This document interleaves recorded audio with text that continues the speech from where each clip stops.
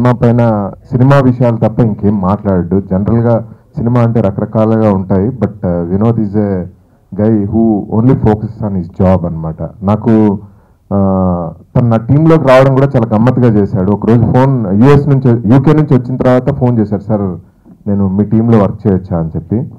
ఎందుకో అందరూ అప్రోచ్ అవుతా ఉంటారు కానీ వినోద్ని ఇమ్మీడియట్గా రమ్మని చెప్పాను అనమాట.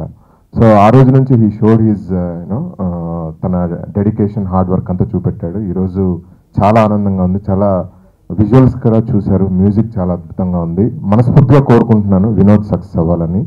So when I see Sandeep I feel so proud. Sandeep ఇంత పెద్ద మంచి హీరో అయినందుకు. అలానే నా డైరెక్షన్ టీం నుంచి కూడా వినోద్ పెద్ద డైరెక్టర్ అవ్వాలని మనస్ఫూర్తిగా కోరుకుంటున్నాను.